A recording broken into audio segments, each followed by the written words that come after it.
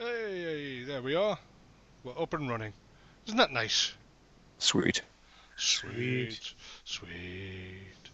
Welcome everybody to those that are watching on our YouTube channel, and anyone that comes in and watches the highlights, I suppose, on Twitch. We are at episode 25, Cortex episode 25, book 2, Wow. Empire in Flames, episode 3, Path to Ruin. So yeah, 25 episodes in, lads. Um, as usual, we're a little bit late, just a tad. As usual, we had problems with the audio. Yeah, but you know, one day we're going to have everything we need, and we're going to have people sitting there and going, and go, 3, 2, 1. But for the time being, we'll just have to make do with this. And Talbot messing with things again. Shush. It's going to go off again, isn't it? It isn't. It is. It isn't. It is. He's touching stuff. It isn't. Sounds like Gollum here. No, it isn't. I am one with this system. You really know. Somebody just walked upstairs carrying a sheepdog. You know, it's the usual around here. What? Somebody just walked upstairs carrying a sheepdog. I mean, who does that? What do you mean? Have you got a sheepdog? You have seen that thing, haven't you? The bouncy thing. But just the fact that thing. Oh, okay, I know what you're referring to now. I don't know where you're supposed to put that. As opposed to the other sheepdog.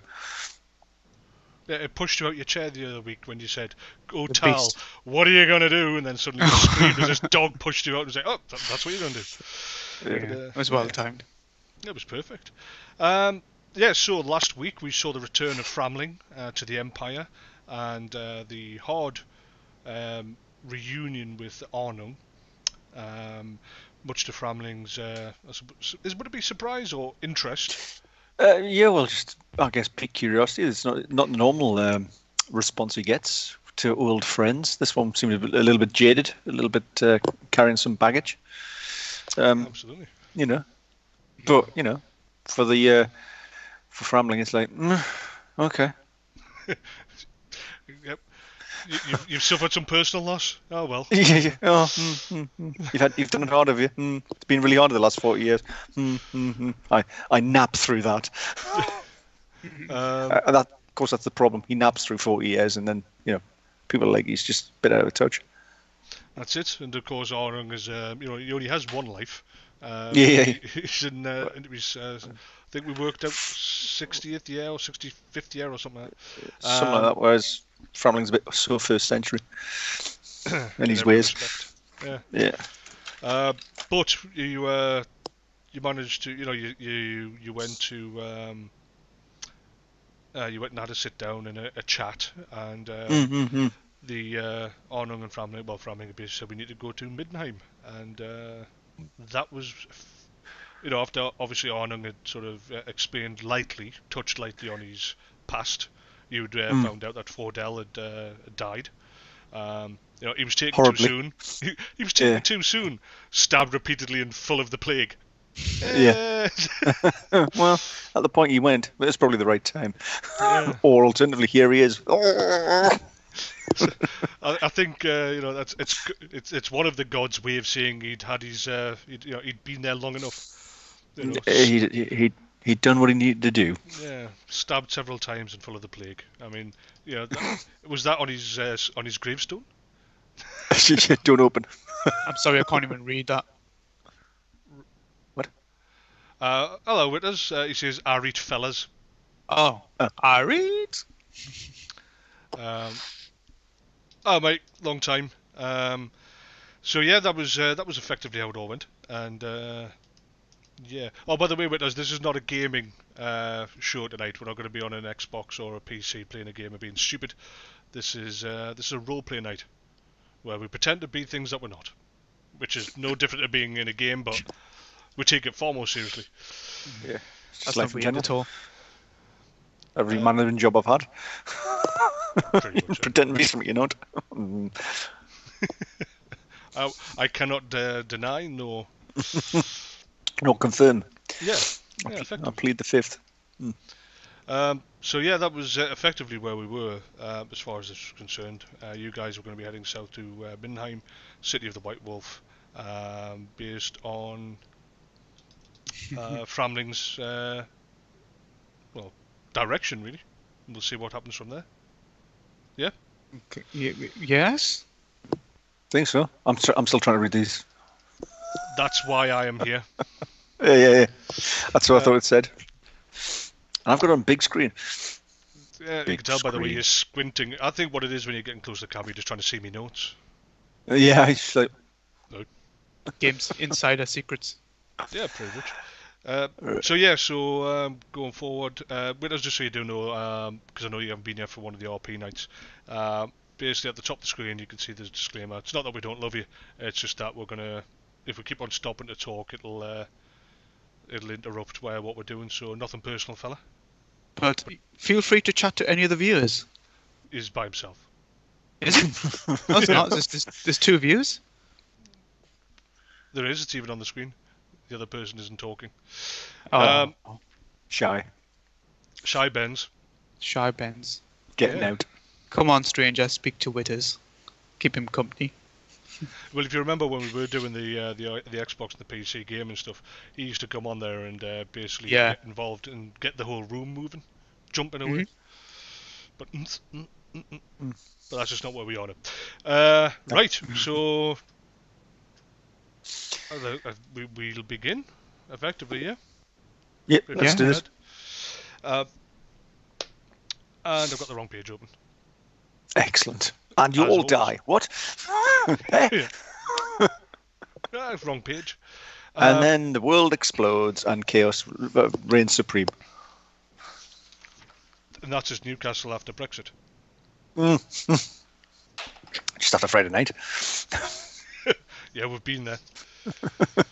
Oh. Who put that motor on that church? Who does that? And that was just the beginning of the night.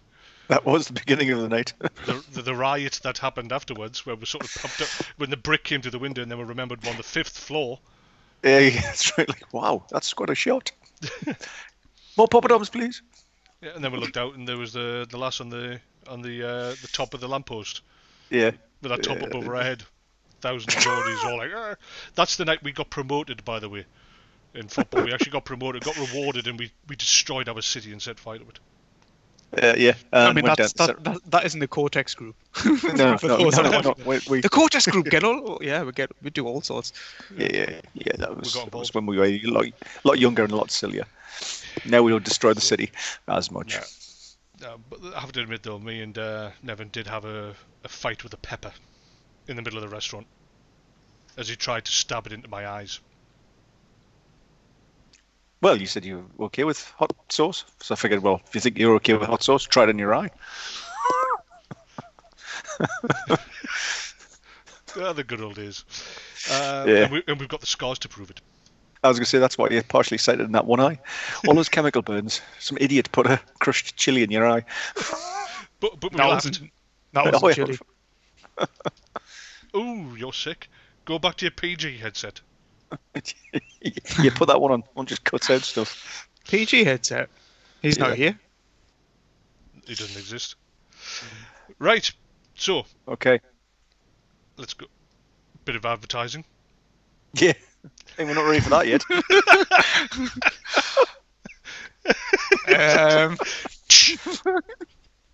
He's not even drinking it. You've put me on the spot now. It's not. I don't know whether to drink on camera or not to drink on camera. Is it too late now? It's too late now, mate. It's too late now. Yeah, it's too late now. It was the fact that you paused, like. More water. Have I got to do the actual theme sheet? When I actually want water, I always go for more water.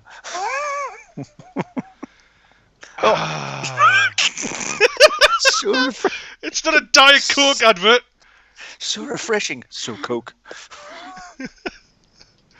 It's 11:30. What is that Coke time?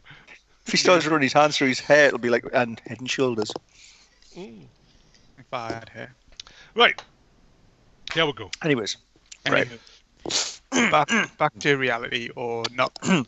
Me. Now we're doing an extract from 8 Mile. Back to reality. Oh, there goes Rabbit. He's, you know, Oh, right, okay. Right.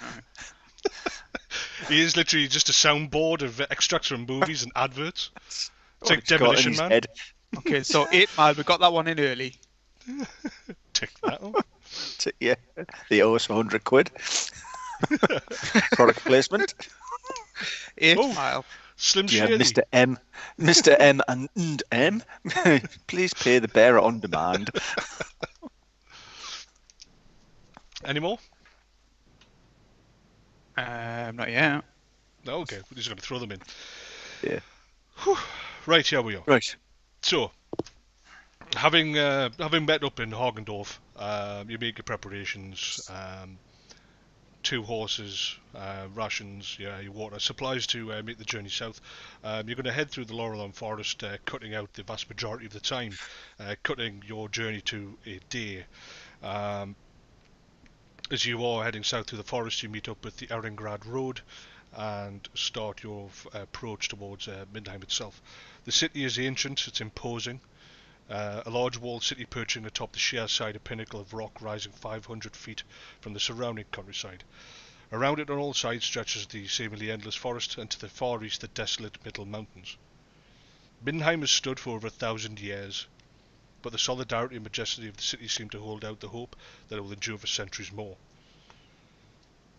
There are 4 gates that lead through the great walls into the city itself, each at the end of a mighty causeway which lift the road far from the Fauschlag within the surrounding forest to the gradient itself at such a gentle increase that even the most heavily laden farm wagon can make it.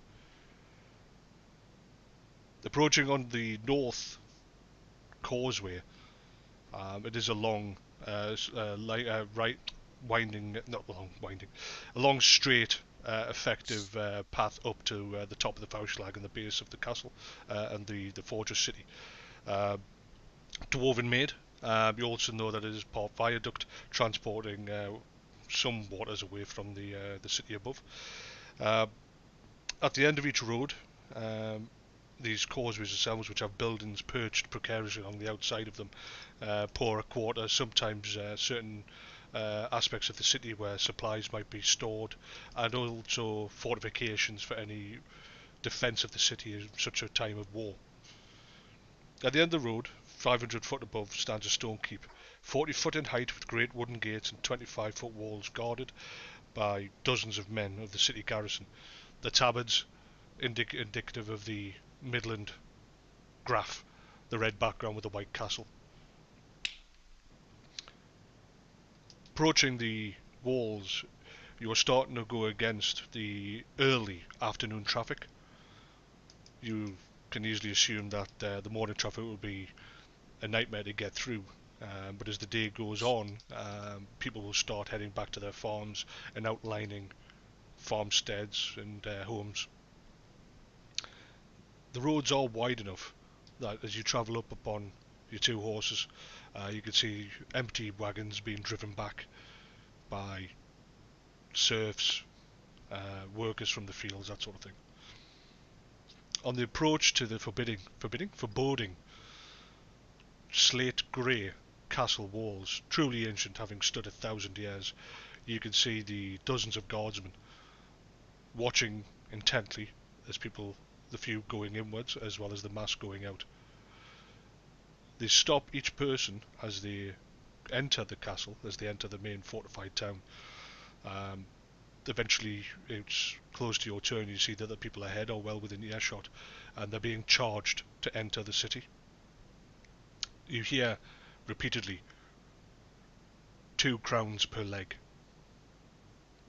Those that haven't got the sufficient funds are turned away. However, you do notice that a wagon ahead of you bearing the coat of arms of Middenland, though it doesn't look as if it's come from an expensive family, it looks more like a coach for the quick travel of the public, does have the Middenland crest upon it, and it is waved through without being stopped or inspected. Clearly only those with the Middenland flag associated with the city are allowed through for free. Those that don't are being charged. Inevitably, it becomes your time. You ride up, and the guards, they're everywhere. Like I say, a couple of dozen of them in heavy chainmail hauberks with the Middenheim tabard around them. One, however, the one that you see approaches everybody, comes forward, taking a hold of the bridle of Arnung's horse. Business in the city of the White Wolf.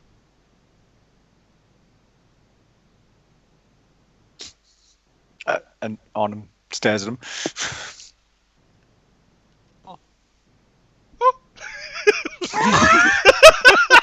Joked. What's your business in the city of the White Wolf? That's quite a high pitched voice for a big man. I don't know. I don't know why I'm here. Do you know why I'm here? I'm sorry. This is entirely a mistake. We're not here for the Emperor. What? I know John. I get like this when I'm nervous.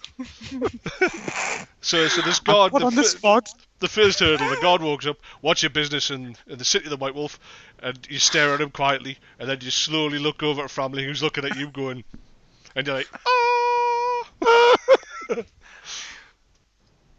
Turn around and go away. My Right? name Well, is Jeffrey, and I have come in here to look for work. It's very rough on the streets. I will be very grateful if you could let us in. Here's 2 crowns, my fellow friend. I say that. No, I don't. I say, I'm gonna write. This is not happening in game, is it? It is, isn't it? well, it was. it Okay. was. It's now, in fact, just going through your mind. Yeah. With But it's an that, uncomfortable pause. exactly that amount of the amount of time it took you to go through all that is actually you sort of there. Deer in headlight. Why am I here? Oh, is it my turn? I just flick him 2 crowns. It's each. Tick, tick. 2 crowns each. 4. Just flick them. 4 crowns. Yeah, I'll flick them. Catching him completely off guard. The coins sort of clatter off his helmet and his chest and hit the floor. You can see a look of displeasement. He's not happy with your casual displeasure. You know. Yeah. So, what's your business here? You said 2 crowns per leg. I hadn't There's your said 2 that crowns. yet. So he just threw them. He looks at them in the dirt and manure on the floor. Looks back up. Do you want to try that again? What's he doing with the crowns? He didn't do anything. He was completely caught off guard as he tossed 4 coins off him. So they've landed on the ground. He sort of looked at them and then looked at you, very displeased. No, we're just visiting.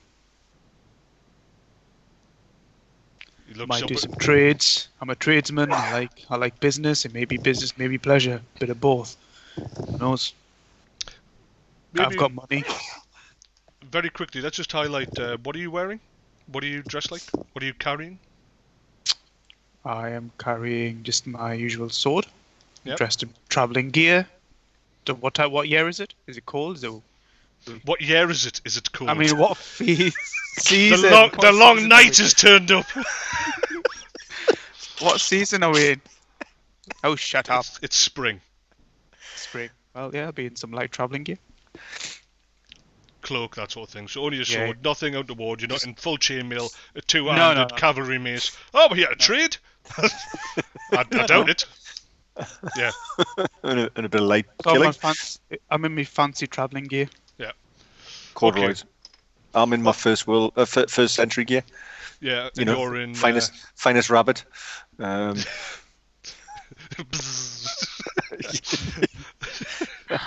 Had this thing for 1,000 years. Yeah, it smells. It shows. Obviously, now that I know that, you're dressed significantly of higher stature than the vast I majority. kind of thought I was assuming that Okay. I was because Yep. of my... I would never put it past you to turn up in Yeah. full plate mail, you know, with a demon-headed helm, a couple of heads attached by hair to your belt, you know. Just But, here for some business. Yeah, some light pillaging. Yeah. Oh, well, What business is that? That's 4 crowns. Why are you here? Yeah, I want to see my enemies driven before me in the lamentation of their women. Oh, dark, So very dark. head down to the Dog and Duck. They'll sort you out. Well, they're probably waiting for you. So that would have been a different approach as far as the way that you're dressed. You are in finery, and to the city watch itself, to these guys, clothing is by far more of a significant tell of people not to wind up. Though you're not riding a big wagon, so you're not a merchant. No. So basically, if you are in the clothing, I think you are, they don't. He doesn't sort of aggressively, react in any way. He doesn't take a heavy hold of your horse. He just approaches cautiously, looking you up and down, trying to identify who or what you might be as by your clothing. At which point he then say, in a lighter tone, business in the city of the White Wolf? I am Orning from Nordland. I have business everywhere. Now, name your price. Are you going to let me and my man in or not? Absolutely. It's 2 crowns per head. Per leg. Give him 2 crowns per leg. So as you go to your money belt, he has time to put out his hand, and he takes the 4 coins and steps to one side and just waves you through, allowing you to pass on as he then approaches the people behind you. As we go through, I'm just going to... Arnon, is this charging people to get in the city? Is this new? Is this a recent thing? It never was, but my memories are of a different time. This has been going on for some time. All right. Because the Middenheim is short of funds? Maybe the Emperor likes it this way. He's never short of funds. Okay. Money and funds is what makes the world go around, Framling. Never used to be, but got me to where I am today. You pass under the curtain wall itself and past the gateway into the tight street behind. Immediately opposite the quite deep gate through this large bastion wall. Adjacent to it, you see that there is a barracks, indicative by the Middenland banners hanging from either side of this quite imposing building, as well as the large amount of armed, guards, civilians, the watchmen themselves, uniforms, etc. It's clearly a barracks as you pass it by. No doubt, possibly part of the fortifications of the city is to have a fully manned barracks beside each gate. But you pass on by up the main street. The area that you've entered at this point is clearly coming in from the north. Either the city is by far one of the nicest looking places you've seen, or you've come into a fairly well established environment, the northeast quarter of the city. To the right, you can see extensive gardens, open boulevards. Everywhere you look are armed men in the livery of the Midland Crown Prince, Elector Count. But you can see that there's, these are well maintained lawns and gardens, and they're quite extensive. Through the park at a distance, you see some imposing wall fences, good 20 foot tall of steel with spikes, and behind it you can see clearly the palace of the city. Around you, go on. I was just going to say, when you said that everywhere you can see armed men, like the in the livery of the city, are we talking about just like nonchalantly sort of standing around, or is it almost like on every corner? Is this like we're under some martial law, like there's a real heavy presence, or just the sort of amount of stuff you'd expect to see in any city at any one time? No, this is very distinctly heavy-handed. Right.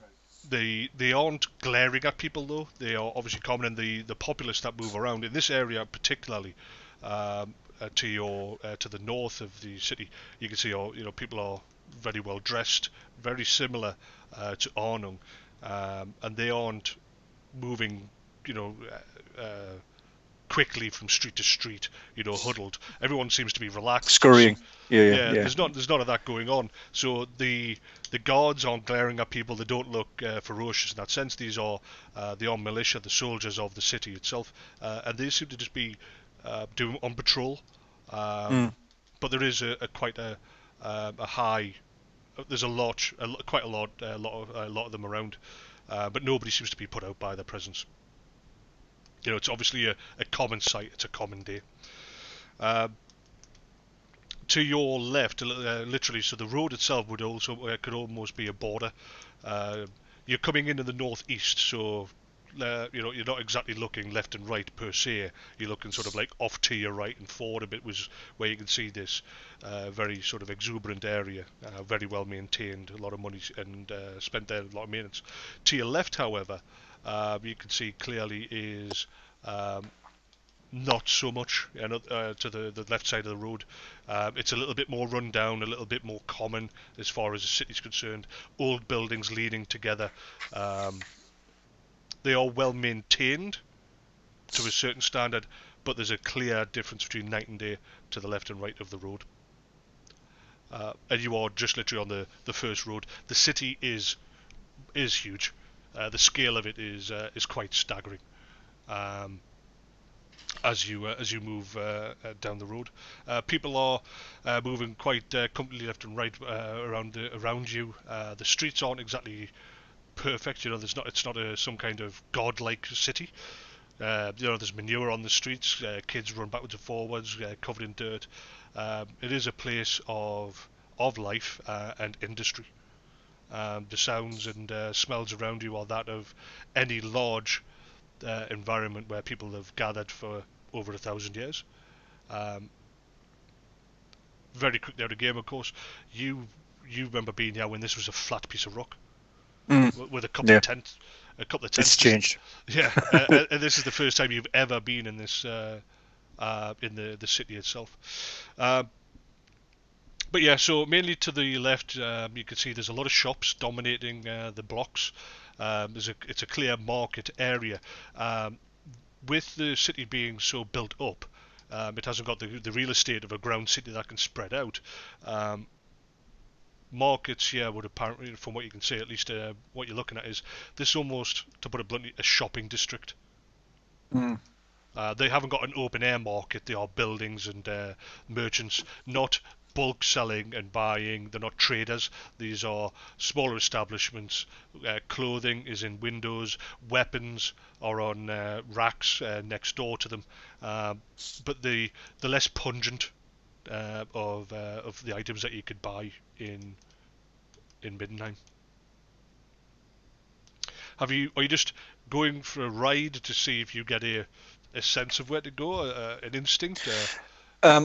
Yeah, well, ordinarily, obviously, I would head to a temple fatale, but we're not going to find one in this particular city.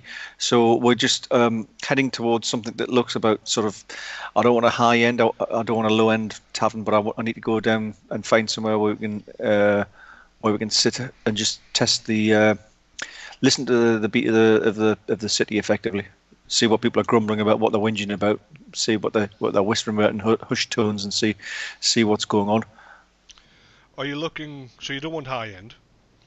No, about mid price. Like we're not going to head out to where we're not going to get close to the palace, and therefore I would suspect that's where the higher end establishments are going to be. But we're not going to head down to where it's starting to get grubbier. You said the road forks. Yep. We're just looking for something that looks that it could be like mid-priced. So I'm looking for somewhere where I'm going to get people maybe from the lower end and the upper end mixing, or the mid parts, but therefore a cross-pollination of experiences. But you're not wanting to ask, you don't want to stick out, you're just going to find your way. Anna, have you been here recently? Do you know somewhere that fits the bill of what I've just described? I could I could find you a place. Lead on. That's what I'll I'm go to going where I for. usually go. I'll go where I usually go. So are you wanting to go Where the where... traders go. I was going to say the... yeah, so you want to go is it in the official capacity, not your unofficial capacity? Yeah, we'll just go my official capacity. Official capacity, and hang around around where the traders go, because there's always a lot of hustle bustle, a lot of gossiping going on. So we'll go there.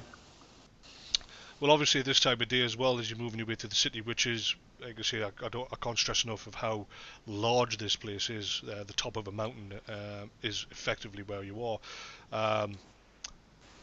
The day is starting to wane, and the day's trading will be coming to effectively an end for a lot of people. Not everyone. There'll always be those that will go on into whatever amount of whatever day or time or night they have to make their trade. You head through the vast majority of the city. You pass by upper class residential areas. The houses all distinctly clearly vastly well made and maintained. Everything has that grey slate stone, which you could see was probably quarried from the mountain itself, but how it was crafted, and the land around it is quite distinctive, as well as the dress code, the way people are dressing. So you pass by quite a well-established area. Again, you're moving into the Palace District clearly, though. He's definitely going to be. You can see that you bend away following certain streets, but the north of the plateau is dominated by this huge palace for the Elector Count. You pass a large expanse of green trees and people walking around. Whereas the first area that you came into, just inside the northeast wall, was a clear, very upper class park. This is more of a commoners park. You can see people of all classes, though clearly probably middle to less. Kids playing with a ball or hoop and stick. There's even an area where you can see water shining and a bar that's in the shape of a boat. And people are spending their evening. The sun is obviously directly straight down. It is huge, this big green access. Arnog tells you that this is known as the Great Park. And you pass it on by heading south, more into the centre of the city, until you can clearly see the Merchants District. The Merchants District is more of a trader's level, as opposed to the individual shops that you've been to. Here you can see there are men that are dealing with bulk purchases. This is where the guilds are going to be, trade commissions and that sort of thing. You end up... and they'll obviously have places where they'll go for a drink afterwards. Their workers will be mixed in with the middle management and that sort of thing.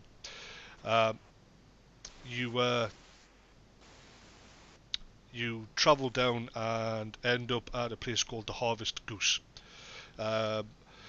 You know that from your point of view, Arnung, as you would no doubt tell Framling, that this is the best, probably the best restaurant in the city.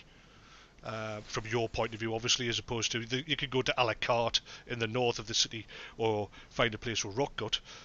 From your point of view, this is the right level of food and quality and entertainment for a merchant wishing to make deals with the Midlands of the South. It's not the cheapest of the place by any means, but neither is it the most expensive as you dismount your horses. Space is a premium, and the Harvest Goose has a stables off to one side, which you ride through. A young groom is quick to take your horses into one of the stables, allowing you to enter. You know that the Harvest Goose is named after an old Middenheimer custom of eating goose at harvest time, and this particular building especially is of a goose, available all year round, which you highly recommend to Framling. Succulently roasted and stuffed with a delicate blend of fruits and spices, though you probably tell it differently. You know that they sell very good wine, as well as very good quality ale, and you know the owner to be a man called Fanamis. As you step in, through the side door. Obviously, there's a front door that people from the street can wander into, but from the side door, which is where the stable is, you walk into a very opulent room. A lot of tables as opposed to standing space, though quite a few people could be stood around the bar, which isn't quite there. But you can see the place is filling up with people with they've got an easy look about them and a smile, though they're all are gruff Midlanders. Followers of the Seek the White Wolf are generally a grim lot anyway. So, Kane, you're breaking up, I don't know if you're picking up on that family. Yeah, family. Just in-game. Am I? I don't know Intense why. moment. Are you picking up on this? I think Tal is way off.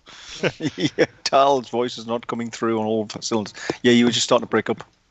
Okay, so you got the idea that the bar itself is mainly sitting area. It is a merchant place. They're going to have business here during the day, and during the night they'll have drinking. But it is more of a restaurant look.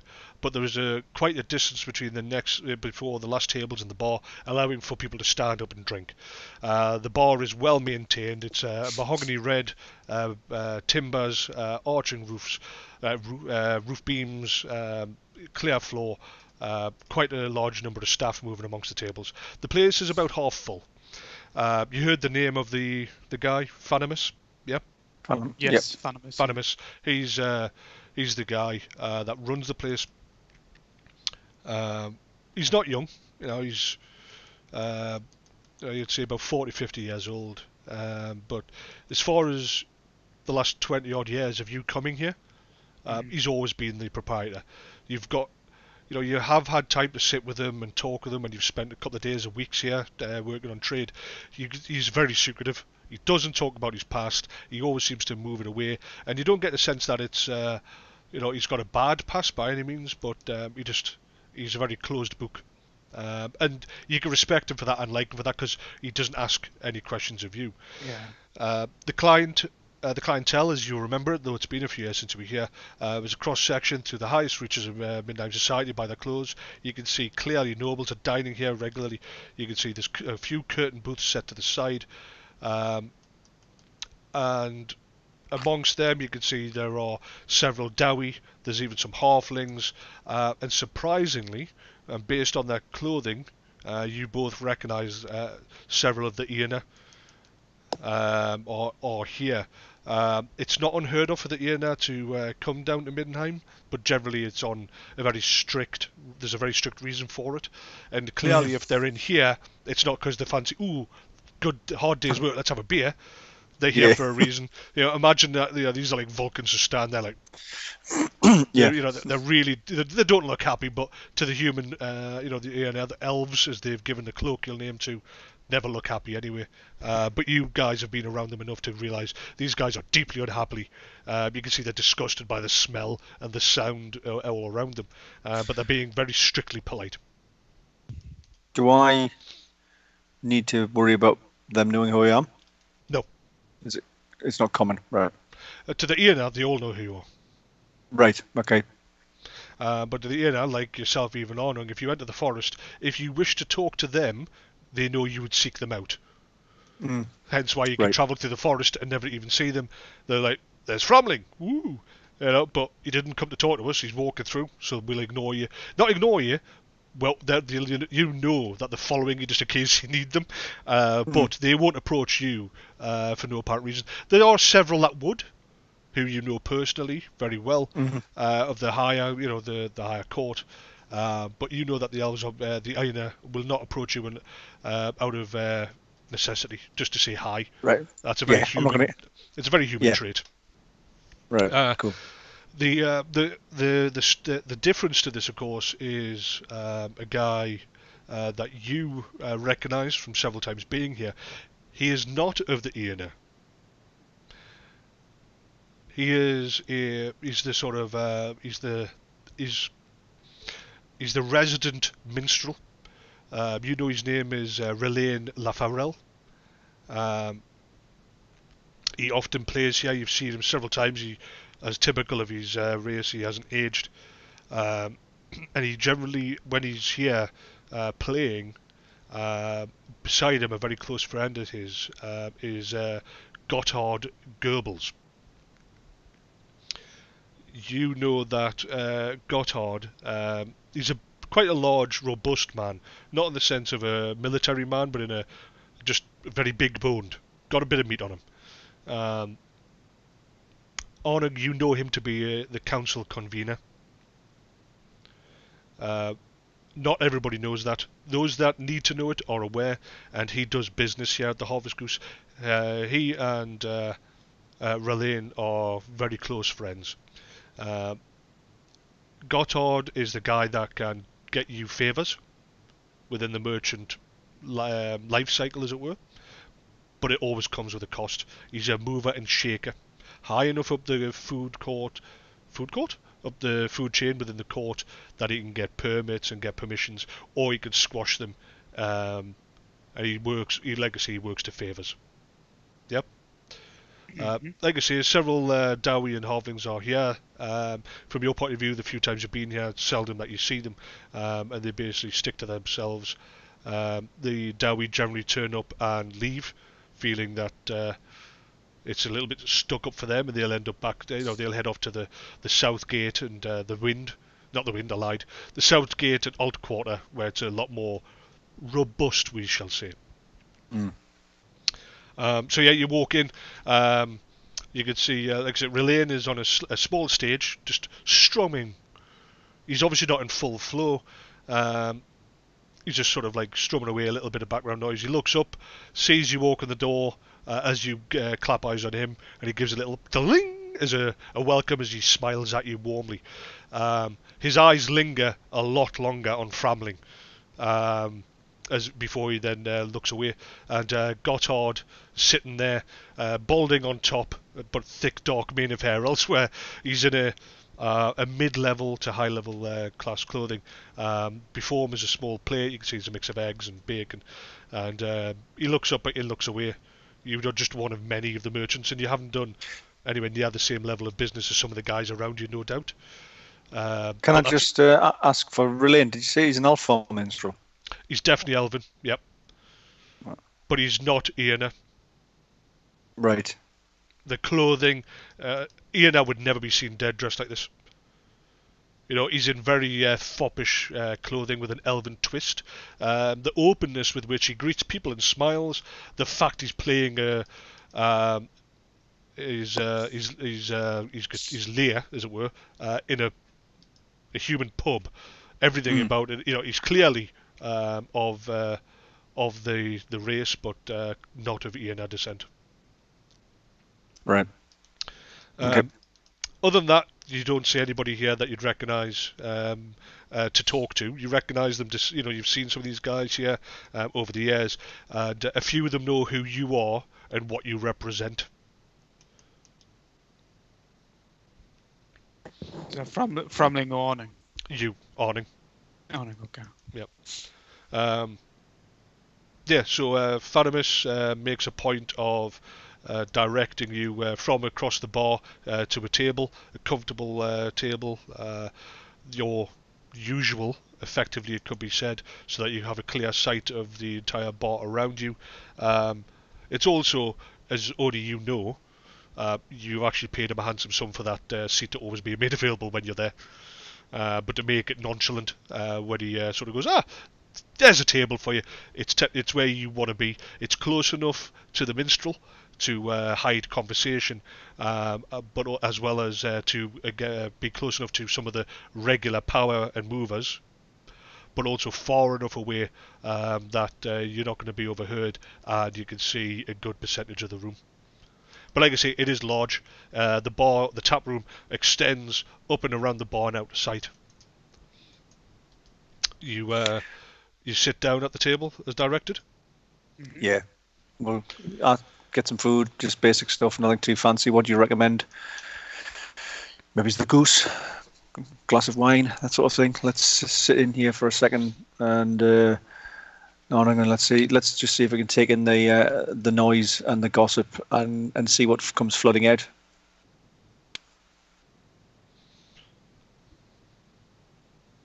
So how do you intend to seek Manfred out? You're just going to go knock on his door and seek an audience? I'm not going to go straight to see Manfred to start with. I'm not going to go and see Manfred at all. I'm going to go and I want to know about Gunthar, who should be here. And I want to taste the air, as it were, before I go anywhere near the courts. You stop your conversation at that point as a woman, not the buxom wench of a small town tavern. The staff here are very well groomed. The way she walks, the look of intelligence in her eyes, she's probably coming from a mid-level merchant family. As she approaches, take your order, sir. You order the goose, wine, some ale. Yep, goose and wine. She moves off to the bar. As she does so, she leans across to one of the several male barmen, says something. You know how this works. She's literally just telling him your drinks order. After a moment, she's gone. You have several moments to yourself as you listen to Relaine play a very calming tune. It is very distinct of the Elven race, very light and calming, and you feel the wash of the conversation move over you. There's nothing aggressive here. There's the odd loud burst of laughter that's higher than most, but you can see that this is a place where guys have come in, they're making trades, and they're doing what they need to improve their family lot. This is not by any means a low level establishment of society. While the drinks are, before they arrive, or before the food arrives, presumably once the drinks will come first. Yep. I'm quieting myself, ostensibly looking as though I'm just purveying the room and just doing a bit of bar watching, but I'm actually looking towards the spirits of the air to see if they're around here, see if there's any in the room, any cavorting about. Doesn't look like the reason why there shouldn't be, and playing games with them to see if they can bring me wisps of conversation, see if they can move the air so that basically I can hear things, just sort of dipping into conversations just to get a sense of what's being said. Like it's not sort of like I don't want to hear everyone's intimate it's not like I've got a microphone on someone, but it's just like trying to bring some of the words so that keywords hit my ears, so that if anything comes up that seems interesting, they keep on bringing it to me. Well, you do know that obviously they don't speak. No, they don't the language, speak, so it's that at best a lot of the words coming back to you is they're eager to please you, make no sense because they're phonetically they don't have an exact copy or they can't mimic it, but a few words do come through, but nothing that really jumps out at you beyond. You do hear Graf Erlich. And the way that it's repeated to you, the Loft Spirit perching upon you. The Loft Spirit perches upon Arnung's shoulder, and for a moment sort of strokes his hair and playfully, then before looking at you, and then suddenly goes, "Graf Erlich." It doesn't hear. You don't hear it. It's in your mind, but you can see does this pantomime of. Right. And that's the only thing that literally of all the stuff that comes back by these eager Loft spirits, who are literally so playful. You know what they're like. Of all the spirits, they're the most flighty, and it's the only one that sort of is quite clear. In which case, you identify that it was said when it heard it. It was said quite powerfully. So it soaked up the emotion behind it and pushed it out to you. Right, and a Graf. Is that a title? Yep. So Graf is a lord. Grafs are your first level lords. Bear in mind that even the Elector Count of Middenheim is the Grand Duke, especially after the last two emperors where they were making up titles and selling them. However, a Graf is the oldest title, and the Graf was literally your first level of power.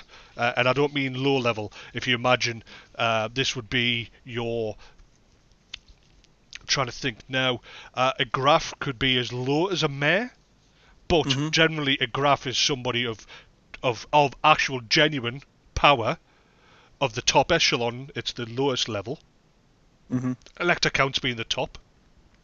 But a Graf will be, will turn into an Elector Count if that the Graf could become an emperor. Is it sort of the thing is that you're part of the family, you're part of the, you're in the game, and depending on the fortunes of your family and the machinations of power, you could be promoted, but you've got a seat at the table because you're a Graf. Whereas a mayor might not be. If you were just a mayor, you're never going to really play in that game. You have to be born in. There's a title behind it. Absolutely. So it is very much so a hereditary title. It is a place of power. I suppose what I'm trying to think of is, and I hate to do this, but it's current. If you imagine the Starks are the Lords of the North. They are the most powerful family in the North, and all others, including the Vale, were bannermen to them. However, if you look at the Karstarks or the Umbers, and then you look at the Vale, you'd always assume that the Vale were the same level as the Starks. But and they are, but they're still just bannermen. Yeah. So the Graf would be the Vale level. So it is literally like, they are the ones that feed into the highest level of nobility. However, because it's hereditary, and if your family is declining, you could find yourself as a mayor, in that sense. So you're never going to be. You're never going to be too bad off. You're going to have money coming in from estates. The Grafs will come together to decide potentially who to support. So if an Elector Count or a guy that, say the Elector Counts are, they die without children, it would be the Grafs that would come together to choose one of theirs to become the Elector Count. Right. But it is quite an open door. In this case, there's no way you can't identify who which Graf family Erlich is. Yeah, exactly. Yeah. There was no surname there.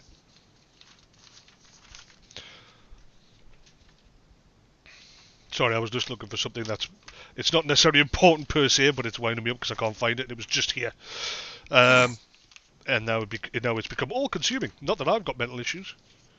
No. Nope. Not today.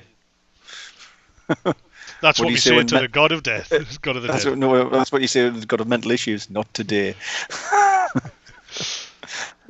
I'll turn to Arno. You're doing the thing again, Framling.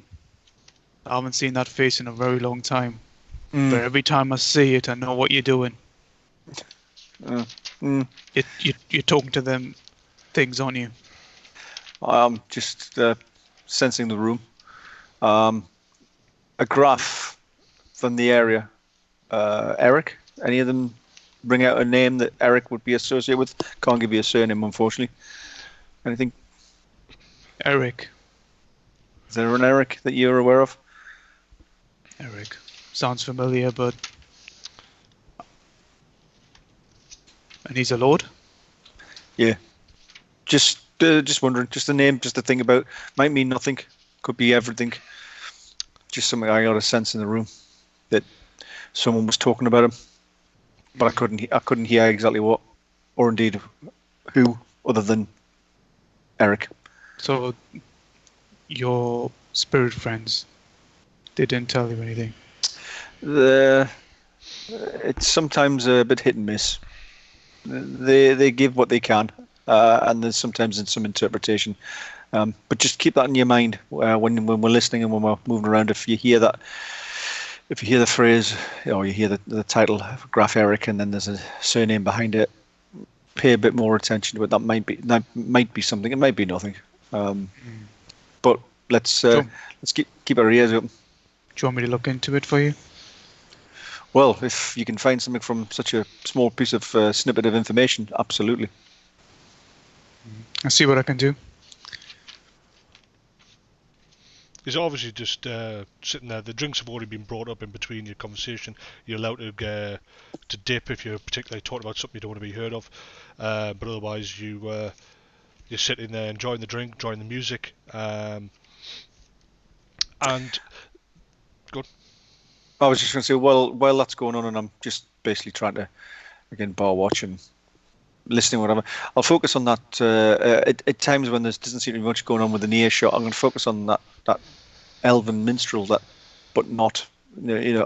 He's not, but he is, and just study him. You've What's it's literally just the location you found him, his dress sense, and his openness around the humans, and specifically, you know, But he's got all the facial. He clearly is elf. Yeah, I mean, you know that elf is a bastardized term that humans use for elf. You know, for the folk. You know that the folk have three different. You know what's going on. There's no way to physically identify the difference. Christ, a drushi could be sitting in front of you, which out of game is dark elf. Should be dark, and he would be stabbing things. He's got to be purple. No, they all look the same. They all come from the same stock. You know the histories of how how they're split. They're all the same species. Humans. And this is the thing: is elf is a derogatory term, but humans just don't know any better. Yeah, they don't know that they're insulting them every time. It's a lovely morning, ma'am. So yeah, that's it. It is literally just it dawns on you. It's not him per se. It is him, but it's not something about his eyes. He is clearly of the folk. He is literally just completely out of place, and then he's very relaxed. You know, you can see that he actually, the people around him, treat him as one of their own, and not with fear, hatred, or disgust. Even the Dowie that come through don't seem to. They're not doing this. Yeah. You said there was other alpha that were in there. Yes, yeah. How do they? They look disgusted. As the time goes by, you're eating your dinner. You look up, and they make zero eye contact. Right. And you can see, you can clearly see where this happens that he can't hide it. But relaying, there's a sadness each time this happens. So I'm getting the impression this guy's been fairly well ostracized for some reason. Maybe it's just because he likes to sing in human bars. Yeah, I mean, based on what you know, the time you spent amongst all three of them, it's like, what the hell? Why isn't it we don't talk to Dave? Well, he likes to dress up in women's clothes and hang around in pubs down by the docks. Okay, yeah, let's not talk to Dave anymore. Exactly. Everything about him. He's got human mannerisms to a certain degree. He's still distinctly alpha, but he is clearly. It's his location. His clothing style is elven, but in the human style. Their interpretation of what they think it looks like. Exactly, yeah. But it's definitely, it's also it's definitely human manufacture as well. Right. Yeah. So. But the Lear that he's playing is definitely of his own kind. Man hasn't got the capability to make that yet. The way it is, the way its curves are perfectly rounded, carved from this one piece of wood, not hammered together with metal, iron nails. What you need on that is a few more nails. Bang! Yeah. That's it. Much better noise. Boom, boom, boom. So, and then of course there's the clear friendship that he has with Gotthard. You know as well as yourself. See, the fact is, why they accept you, and don't just accept you. Why they put Framling up there? They've got no choice. They accept Arnung because he's one of your soldiers, and he's respectful of the woods, and he knows how to act. But there are times where even the rangers go missing because they stumble along too deep into an elven part of the wood, and they have zero forgiveness, But because of who you are, what you represent, Arnung is one of theirs. But in this case, this is a clear friendship. You've never seen such a human friendship. Because that's the best way to look at it. It's a human friendship. Yeah. Were you saying it's like, are we talking about Dave again down on the docks? Yeah. Yeah. Southern docks, Dave. Like we just don't talk about that anymore. But yeah, so you're eating your food. I mean, clearly there are people that you recognise and people that you can approach, but you're not being approached. You're not being ostracised. People will sort of walk past and go, "Evening," now and then. So it's not like there's a clear. We're not in a sort of a semicircle of who are these? Just no one's got any business with us, so therefore. exactly. No one's going to talk us. Yep. I mean, you both. Yeah, well, mainly from your point of view on it, as far as understanding of how the trading system works, it's highly likely that anyone that approaches you will be looking towards fur trade, simply because you are clearly a trader. Even if they don't recognise you, you're one of them, you dress higher than most of them. It's the fact that you've got the frontiersman sitting beside you. That is in mark to them. That'll be like, well, he's either trading in bones, ornaments, or furs. I mean, look at the state of that, you know. He's trading in smell. You know, because you are literally sitting there with a wild frontiersman. You do stick out more than the elf does to the others. Turn on, could have told us. You mean this is not in anymore? Not for over 1,000 years. And I've greased my hair down purposely as well. With pig fat. With pig fat, It's not 80s night. What? Literally 80s night. Not 1180, just 80. Oh. Shit. This is I bought some of that as well. This is quite cutting edge. 30 years before the Empire was formed. That was 1,100 years ago. Yeah. Oh, taboo then. Oh, and I brought the best dog shit as well. I've been rubbing it in. Is Gunthar just sitting there then? What's he doing? Yeah, that's what he does. He'll sit there until that's what he does every night. During the day, he's up in the Palace district. Sometimes you will see him in the Merchant district during the day. Ulrichsmund. He lives in the Freiburg, which is the upper level district that you came through. But when the evening happens, he makes sure he's here first, so that as people start coming through, this is when he trades favours. And you don't get to sit with Goddard and have a drink unless he invites you. The only option is to approach, and you'll make a pleasantry, but he immediately will assume you want something, and you have to go through the whole, how's it going? And you sit down and you open up with things like, so, everything all right for you? And then if he's like, well, then he's basically saying, right, what do you want? Then you've got to have this sort of weird dance. You know, after a amount of time and the work that you've done with him, both above and below, that you can just walk up and go, I'm not going to fuck about. But you know to treat him with respect. Because if you don't treat him with respect, you're not leaving the city alive. Because this guy not only is up in the High Palace, he's running the effective criminal organisation of Middenheim. He is your equivalent here. But he came from above down, whereas you came from above up. Yep. Yeah. I'm going. Sorry, very quickly. He doesn't run the gangs. No. The gangs and the criminal underworld here they do what he tells them, or he has them all killed. That's the sort of power, because he can pull down the Imperial Guard. He can pull down the knights from the Palace district, which are some of the most ferocious, heavily armed killing machines in the Empire. And they've, in the past, if somebody's wound them up, he's raided an entire quarter and put people to the sword, just to prove his point. From your point of view, for when you get around to knowing this guy, he's like Jimmy the Hand when he's older. That's what I thought it was. I was like, sounds like a knocker. Yeah. Yeah. But whereas you fought your way up to a position of power, he was in power, and he got to a point where he decided, I don't want to put the criminal world out. There's actually a reason that they exist, and they can be beneficial, but they'll do what I want them to do. There's a set of rules, and he controls it that way. So his official title is the Council Convener, which is obviously an important job, and he has it, genuinely, but he also has many unofficial titles.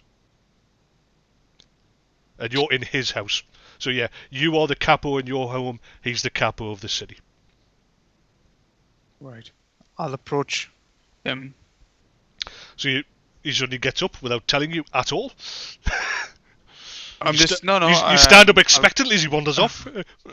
No, I'll get up and I'll just say, off to make some whispers of my own, Framling. See what I can find out about your man Eric. I might do the same, and when the minstrel takes a breath and looks like he's finishing what he's doing, I might go and have a chat with him and see what's going on as well. So the minstrel is in this situation is definitely approachable. People have done that. They walk up and chat to him. He's not entertaining per se. He's just in the background. Bit of elevator. Oh, right. Yeah. Right. So he's doing Muzak. He's not actually like, he's not. Yeah. He's not kicking out Hotel California. No, he's just a little bit. Sorry if I go back to her. He's not doing simply the best. How'd you like me now? Yeah. Wake me. It's not a guy standing in front with one trouser leg on, just dancing. It's great, isn't it? No, it really isn't. It's terrible. Simply the best. I just clicked on what you were talking about. Oh, yeah. That's just gross. Yeah, you weren't there. We've just got to live with the scars. We've got the memories. Yeah. Oh, yeah. What you're talking about it's bad Honestly, enough. it was like visual and sniff. Scratch and sniff. More. like this. Yeah. No. It would be. Or probably more likely. It's got me. Yeah, it was horrible. Anyway, it's got me. You're sitting at your table. You're having a little bit of a story. You're having a bit of banter. So it's having a laugh. Yeah. So he stands up and immediately sits down at the chair directly behind you. Who stands up? Well, he said he was standing up and going to see some whispers, and obviously he's going to talk to Gotthard, so he's like, I'll be back, and sits at the next table. Right, okay, I'll be back. Oh, okay. He's still in the peripheral vision. Is it me? You make your way through just a couple of chairs. I mean, from your point of view, you're well aware that the sitting arrangement is also very important to those that know to look. Very similar to being in a Lord's Hall, the ones sitting closer are in favour, the ones sitting further away not so much, or haven't had an impact. And you are clearly on this side of the room where there's some people of importance. So, obviously, so you're going to go see Gotthard? Yes, I'm just going to go up and see Gotthard. Simultaneously, are you heading over to see Relaine? Yep.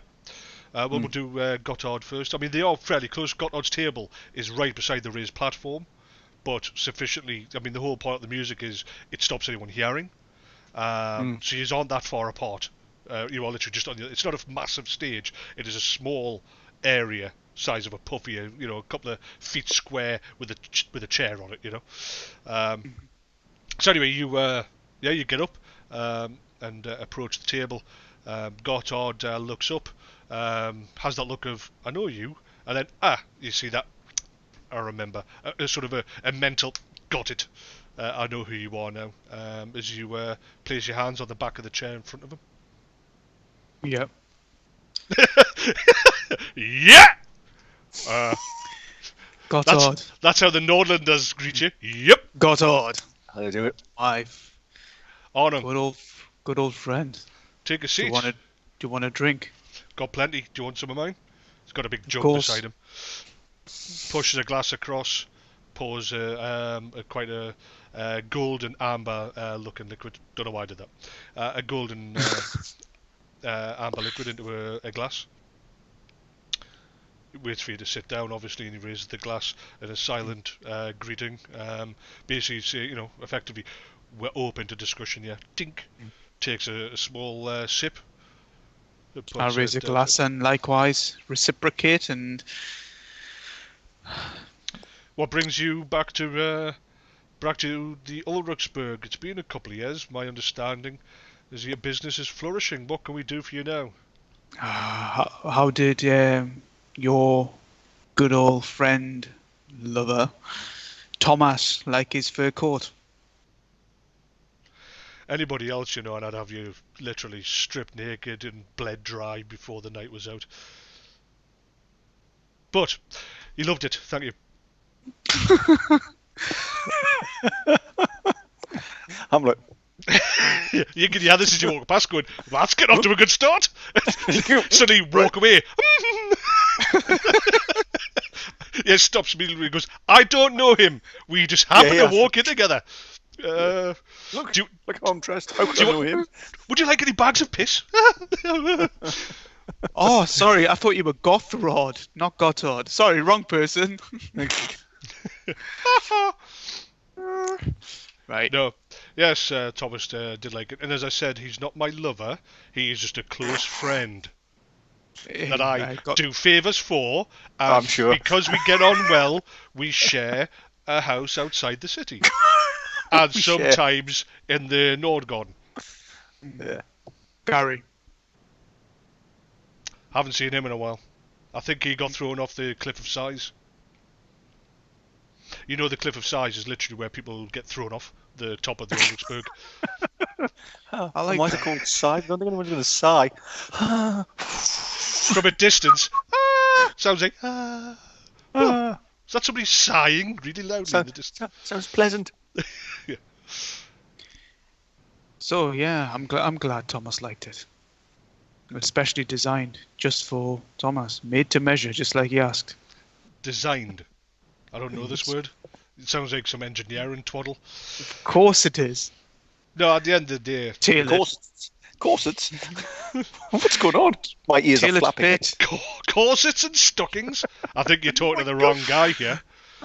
It's just, You need to see Southern Dave down by the docks. yeah, he's an elf, loves it. No, it was always a good day when we managed to get access to such a lucrative trade, such as the white furs from the north. So hard to come by, and yet you managed to get quality and quantity. Quality. It's all about the quality, Gotthard.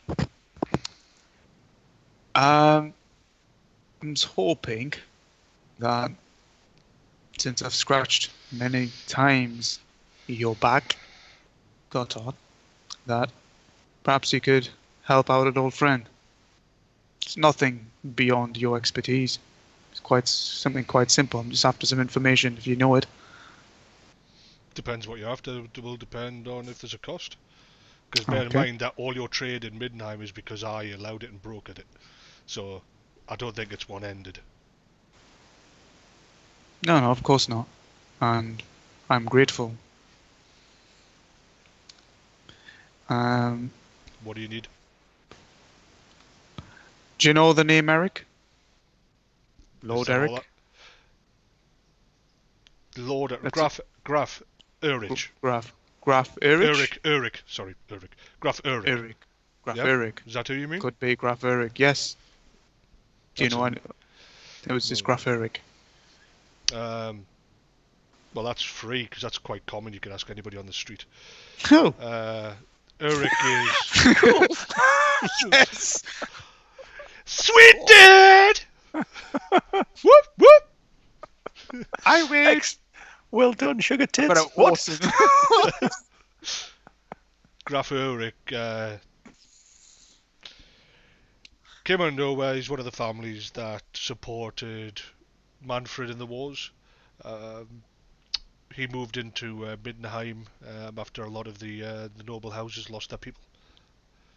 He's risen in power over the last couple of years to be a close confidant of Count Gunthar, and obviously, as you're well aware, with Gunthar's condition and the petulance of his children, Eric is the power in Middenheim now.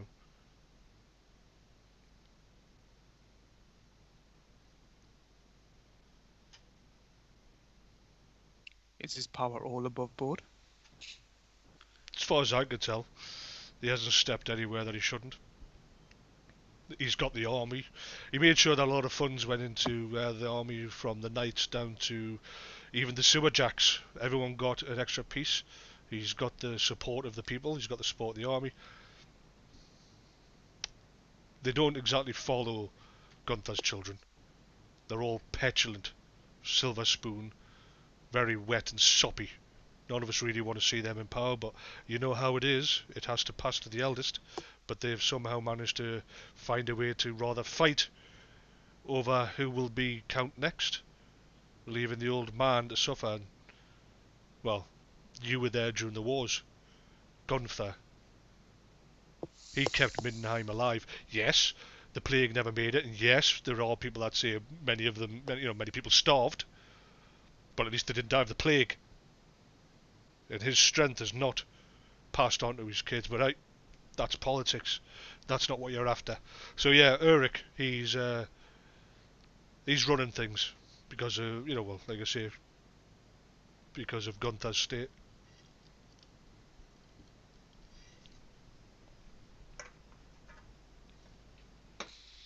Oh, thank you for that information.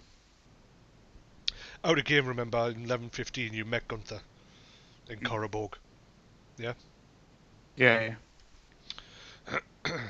So you know that the guy must be around about 80, maybe 90 years old now. So Ulrich is just one of the families that. So am I not familiar with the family? But is Ulrich his name, not the family name? It's Erlich, not Ulrich. Yeah. Not Ulrich, not so Ulrich. No, Ulrich. it's Graf Erlich. Graf Erlich, yeah. Yeah. And well, you haven't asked for his surname, and Okay. and, Does he have a Gotthard does did he not have? ask Is he him. known as just Graf Erlich, or does he? No, What he's family? What's his family name? Dornier, came out of the Ostermark. Now, does that name No. sound familiar to Well, me? so you met Graf Conrad Dornier in 1115. He was the Baron of Ostermark. Sorry, no, a lie. Baron Huss of Ostermark was the Elector Count of Ostermark during the plague and the Skaven Wars. When you were at the palace, you met his representative, who was Graf Conrad Dornier. So you recognise the name Dornier, and as you were well aware, after the war, a hell of a lot of people, a lot of the nobility died in Korriborg, and even more so during the war. So there was a time of reformation under Manfred, where the families moved around a bit. But Dornier is you recognise as a name from Ostermark. At the same time as he says, well, he came from the Ostermark after the war. Right. So I just know that I knew of Graf Conrad Yes. Dornier. Okay. Whether it But could, I don't know the relation between the two, though. no, I mean it could be a mistake to assume that they are of the same family line. Right. But Okay. Graf Dornier of Ostermark, and then you've got this Graf Dornier who came from the Ostermark. You could place you could place a good bet that they are of the same line. But what their relationship is, bear in mind how old you are and how old these guys were when you met them. It could be a son or grandson, or it could be a distant relation. And of course, the other thing is, during the war with everyone dying, some of the families effectively renamed some of the weaker cousin families into their own. Quite kind of like adoption, but so that they're family line. For example, the Todbringers. Yeah, the Todbringers are they are one of the few families that can trace their family line back to the lords of the Ulrichsburg prior to 1,000 years back. But there's the Todbringer line. It's not a direct descendant. They've at times of war and massive loss, they bring other people in from cousin families and just rename them. Yeah. But of course, you're not into lineage, you wouldn't know. How does it work? This is sort of like, how does it work with? Oh, maybe I wouldn't know this, and which case, Gunthar is the elector. Yes. But so what? The emperor gave up his electorship because he became emperor. So Manfred was a Graf. You know the history of how he got elected to emperor. So with the Gunthar, he was since anyone can remember, not you necessarily, you remember people before him. He was an Elector Count because his father before him was the Elector Count, and he was the firstborn son. Oh, there can be more than one, because I thought Manfred was the Elector Count of Middenheim. No, Manfred was a Graf von Zelt from Middenheim. Oh, right, not Elector of. Right, okay, that's me getting it wrong. Sorry.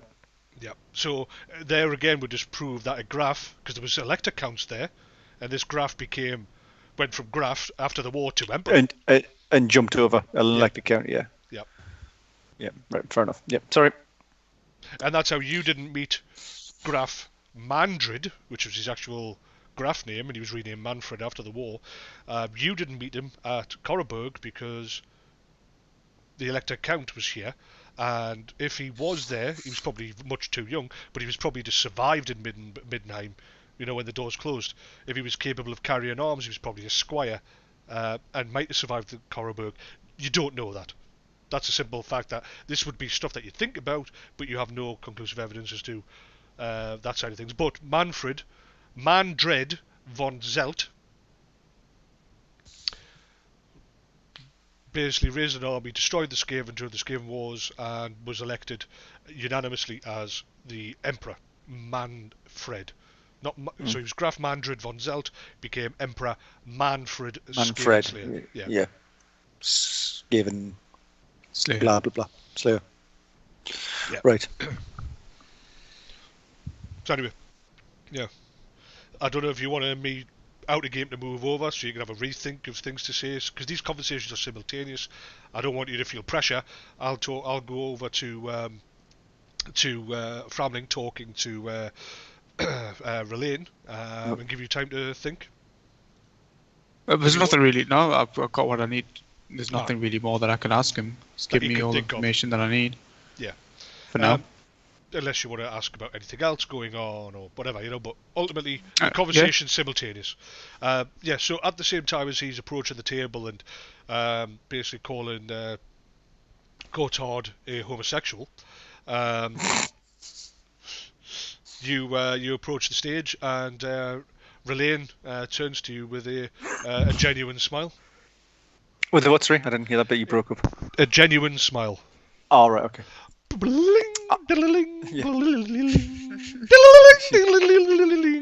Stop that. Stop that right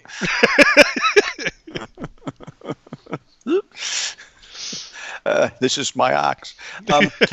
Yes, my friend. It's just like tattoos, shaven head, axes so crude that they look worse than modern axes, and layer upon layer of hides that have just been strapped down, and a look of grey death and a hardness about him. Snaps the strings. Especially goes, stop that, and he's got his axe. Because he looks very Viking 1,000 years after the Vikings disappeared. Do you know Highway to Hell? What? I'm on a I don't, good minstrel, I don't have the pleasure of your name. Relaine Lafarelle, at your service. Relaine, it is a pleasant and a pleasure to meet you. Meet you so far from your home, which I'm trying to place where your home may be, and in such unusual circumstances for a person of your disposition. It is a great momentous moment that you, of all people, would take time out to speak to me. I am of the... He stops immediately when you go to talk. Yeah, I always take time to talk to anyone of the Alpha. But it is such a momentous occasion. I never thought to ever speak to you. I am of the ENR, but of such a distant past, several centuries ago. I was there when you several times came through, but being of a lowly stature amongst my people, I would never have been so able to bask in your glory. And now I find you here in the city of the White Wolf. Truly Kornos. You've decided to become a minstrel. I was always a minstrel. I was always a player of the finer instruments, but my heart was called to wander. A disease, my people look upon it, and uncurable. They try to pray the travel away, but it just wouldn't come. Praise be to the Lord. And so I travelled south and found myself in Middenheim, just under 3 centuries past. and I've come and gone. I've travelled the breadth of the Empire until my heart brought me back, and I've spent the last 3 decades here. And I see that you travel with the Nordland Prince. He doesn't say that that was a mistake. I see you travel with the Nordlander. There's a distinct the Nordlander. The Nordlander. Yes, it's well, I travel with many people. At the time I'm traveling with my companion at the moment, who's showing me around, because I've not been to this this part of the world in quite some time. Quite some time. The last time I was here wasn't as well developed as it is now, and that's really why I'm talking. Part of the reason why I'm talking to you, to be fair, is you've been here recently, and as in you've been here, you've been in here for at least the last few years, or have you been travelling? 3 decades. Say that again. Didn't come from me. 3 decades. Oh, 3 decades. All right. The situation in the city, it seems a little, I don't want to use the word fraught, but taking money off at the door and being discriminatory against non-Middenheimers, is that normal? Things are all okay in the city at the moment? It came about, there was always there had been attacks on the door after the Skaven Wars. The new emperor gave certain cities the ability to govern themselves to a certain extent, and for the rebuilding of their armies after such, after the plague and then the wars themselves, he was going to need coin. Not all of the provinces had survived with their coffers intact, and so the price went up. Lord Gunthar is a good man, a just man, a typical Midlander, grim. They have little to no humour about them, but a good man, a reflection on the humans' emperor, no doubt.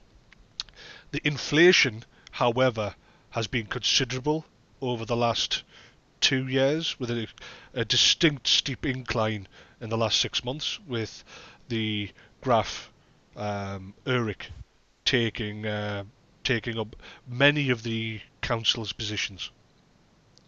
This 2 crowns a leg is quite devastating to most, and you find that there's a lot of people within the city will not leave because they fear that they won't be able to afford to get back in. I think that's a short-sightedness of the Graf, but Lord Gunthar is happy to let him make the decisions for the province.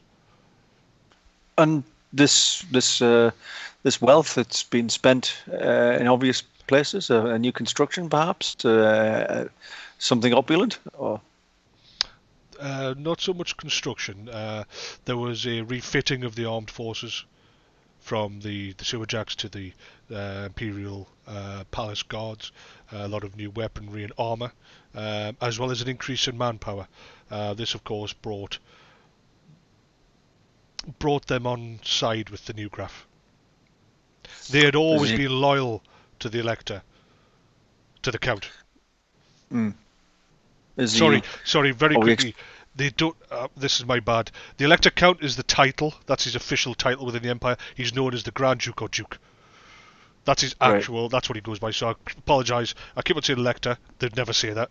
In some cases, they insist on being called the Elector. They call themselves the Count because it's part of their main title. But people like Gunthar, the old school, are like, well, I'm the Grand Duke of Middenland, the Duke of Middenheim. The old titles which are still new to you. So all this time, please replace all that with Duke Gunthar. That's what the locals would refer to him as. Okay, I'll put that.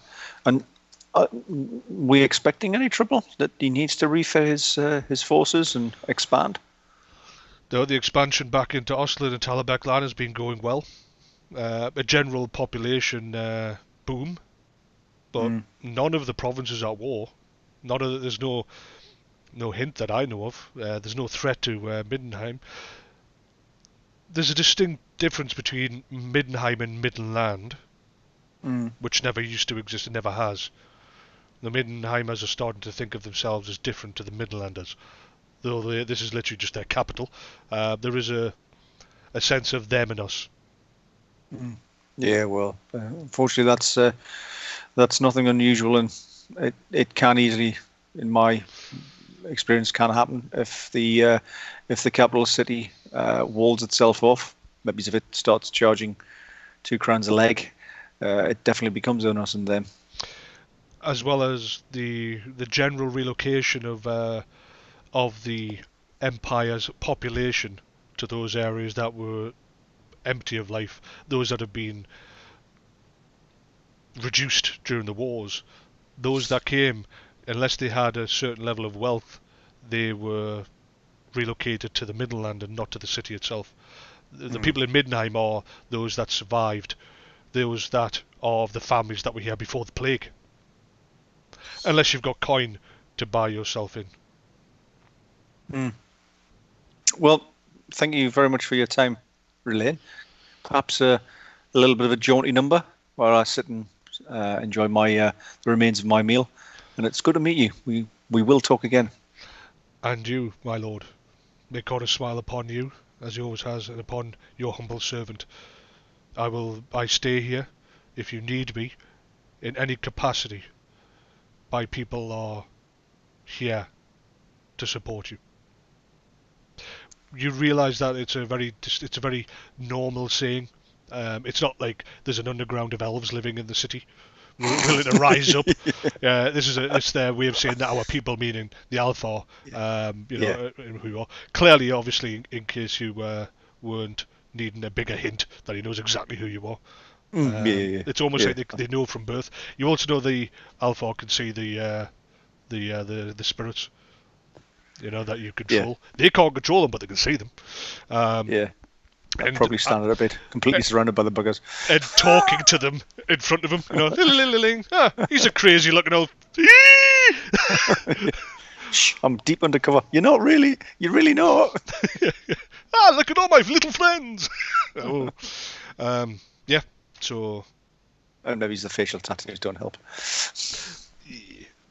Yeah. More pig's fat. Your conversation. Will you continue to talk, or did you make your pleasantries and see you later? Arnold. Oh, sorry. Wiggy. What? I pretty much finished with what's his face? Gunthar. Okay. Well, your conversation was over before his, Framling. Did you just return back to your table at that point? Or did you get up to mischief, start a bar brawl, walk up to Goddard and go, love it up, yeah? Anything like that I need to be aware of? Framling? No. Framling. Framling. I thought you meant him.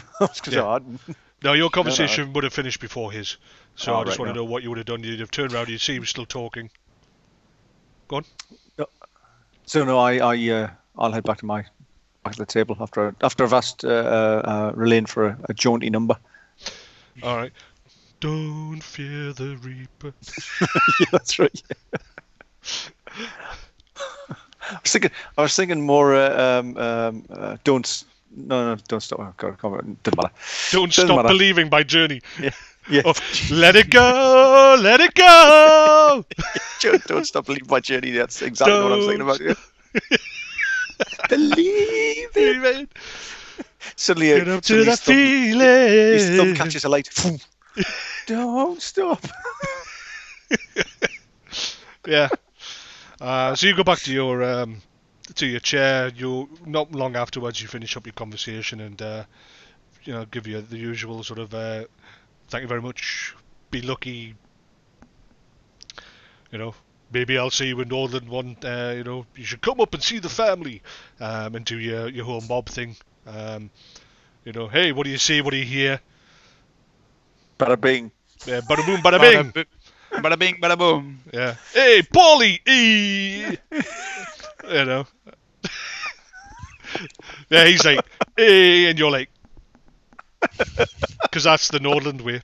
And, That's the Nordland way. yeah. Crazy scamsters.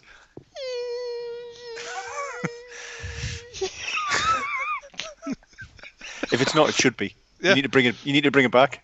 Bringing it back. I could tell you Stop those Vikings it. used to Stop love it. dancing a lot. They just used to Stop love it. so much dancing. Just in the street, suddenly singing to each other. Stop it. He got grim in his old age. It's still there. Right. So you ended back at your tables.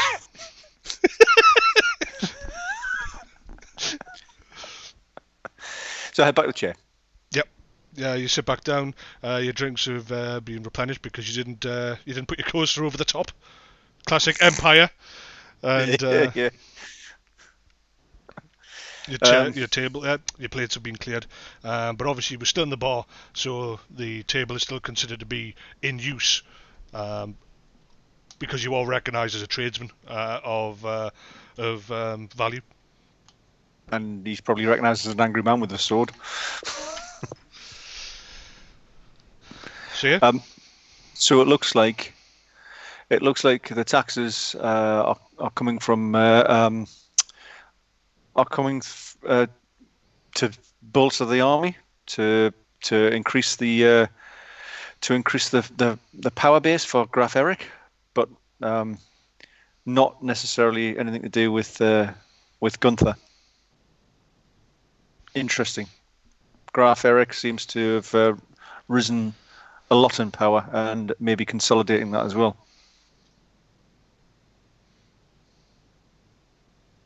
Did you find anything? Just pretty much what you just said. Graf Erlich Dornier. Erlich. Found the name. Erlich. E-R-I-R, Erich. Erich. Yeah. Erich. Not constantly going Graf Ulrich. Not Ulrich. I'm not saying Ulrich, not with a UL. I'm trying to say Erich. Oh, okay, sorry. Ulrich. Erich. So Erich Dornier. So yeah. Where's he based? Did you find that out? Where's his power base? Yeah, well, where's he? Where's his house, his abode, his castle, his fiefdom? Just a second. I'll go back. Just a second. 2 seconds. Go on, Todd. Sit down. Great, yeah. How's the family, kids? Yeah, great. Yeah. I forgot to ask thee a question. I get like this when I'm nervous.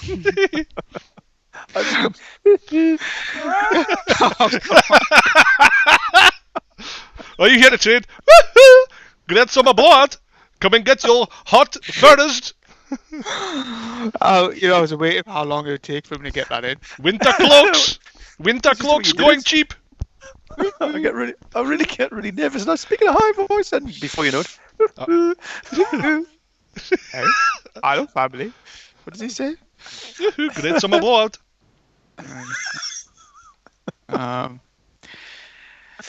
Yes, I didn't. I'm not sure where he. I wouldn't know where the Dormier family are, would they? No, Eric. Sorry, would be. It's not something I would know. No. Okay. So no, Framling. I do not know where he is. I just know that he is a power of Middenheim.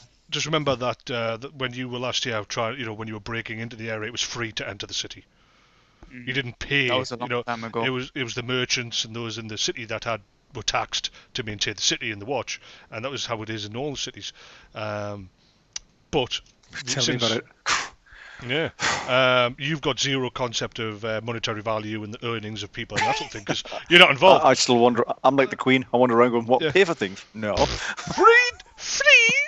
And though you have been removed somewhat, you still pay wages. And 2 crowns is a huge, ridiculous vomit-like level of money. Sorry, a crown. A crown per leg is it's that some people won't earn that. You can understand why some people can't leave the city once you tell them that part of it because you didn't cover that off. Yeah, because they wouldn't be able to afford to get back in. Except Stumpy John, he's loving it. He's in and out all the time. Yeah. Dragging his bony arse along the cobbles. Look down at me as a veteran without me legs. The city's free.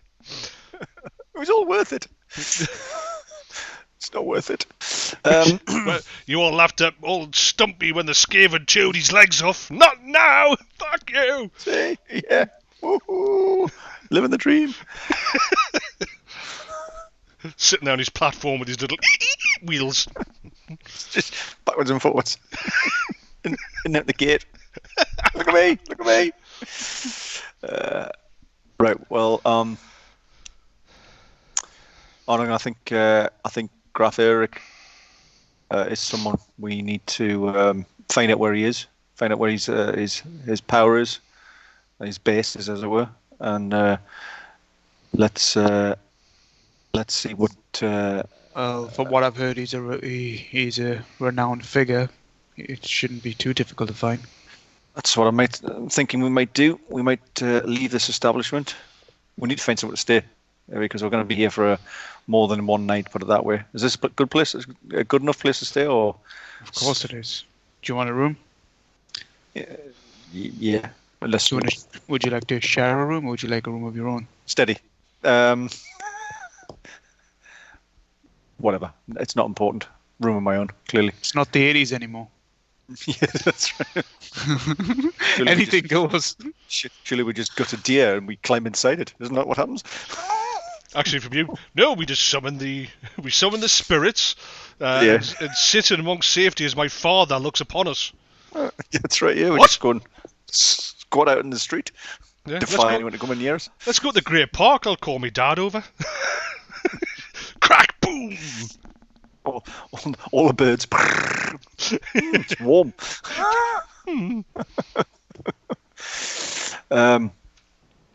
Right. I'll pass the word on to Fanamis. Yep. To ready a couple of rooms. Okay. You get 2 rooms. Ask if you want baths drawn and make the sure works. He looks at me. Do you want a bath? No. Some new clothes. You know that this place does not allow for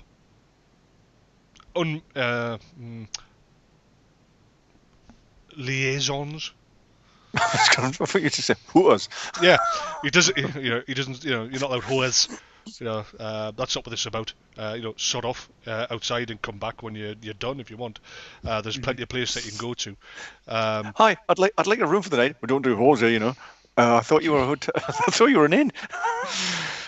Like what? We don't like your kind in here. I just came for a room.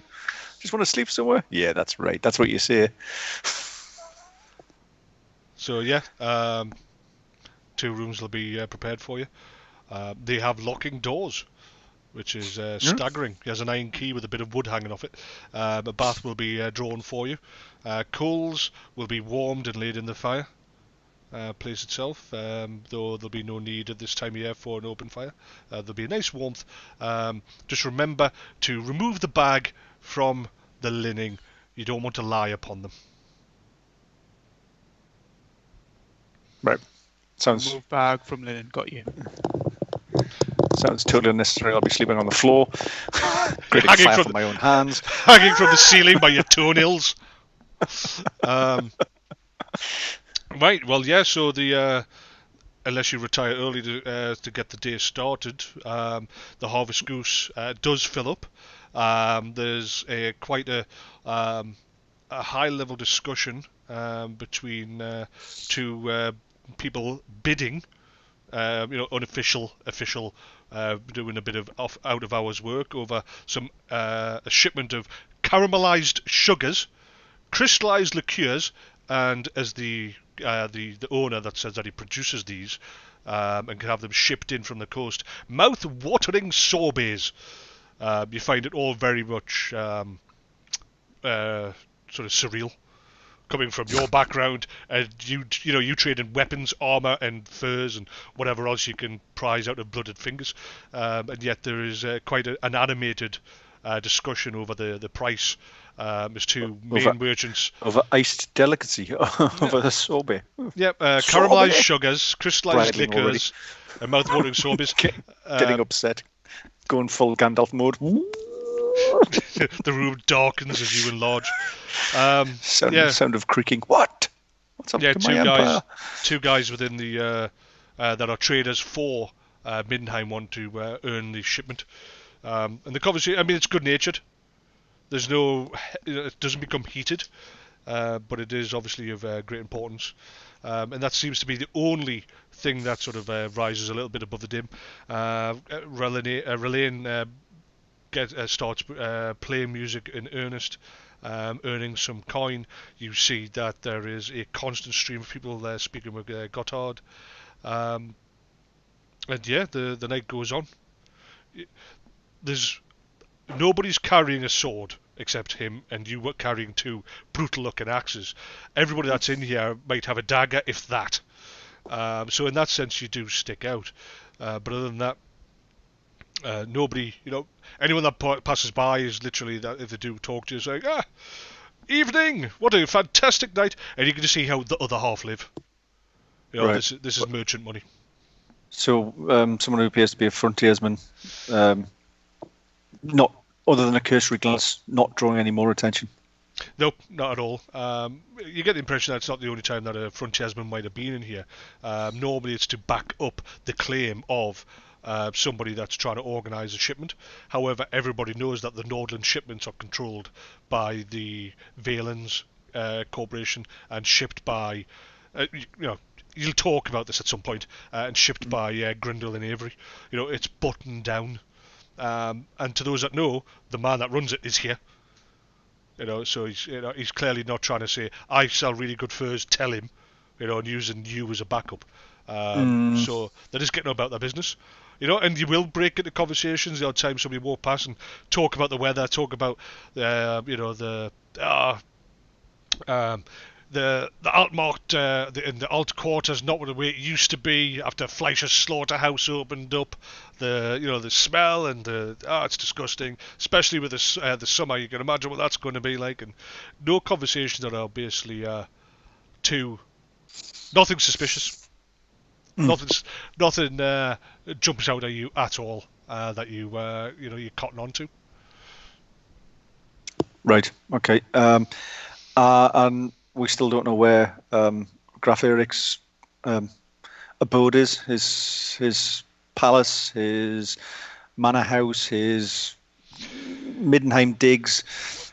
Well, I mean, it's easy to sort of conclude that if he is the person that's running the place instead of Lord Gunthar, then Duke Gunthar, he'll be in the palace district, which is the palace area, which you can't just go wandering into. If he was to leave, that's where you'd obviously go, well, does he leave? Does he have a place outside in the city proper? If it was, it would be in the possibly the Freiburg. These are just between you, trying to work things out. Other places, the Grafmund and Nordgarden district are also the nobility and upper classes. So there's two specific areas. He could potentially live in the Ulrichsmund, which is directly where the palace, the main temple is, and the Eternal Flame. Some of the highly rich but mainly massively religious people will live there. But they're the only three areas, and all of them are in the north of where you are, in the north of the district. But if he is running the place, if he's effectively doing the Duke's job, well, he'll live in the palace. He'll live in the actual main palace? Yeah. That would be, if he's doing the job of the Duke. Well, the Duke doesn't have a house anywhere else. The palace is his house. But it's also a place that has a lot of official people that will live there because it's easier. So just to clarify this, but the Emperor, is he not based here? Or no. So he went to Altdorf, is he? No, Korreborg. Korreborg, yeah, that's and right. That was mentioned yesterday in game. The Emperor holds court in Korreborg. Yeah, right. Yeah, good point. You did say that. Okay, right.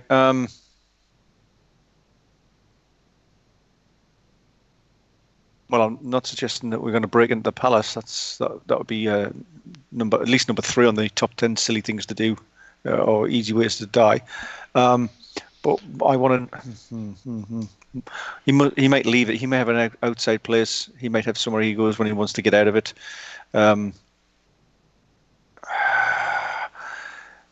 We need to find out.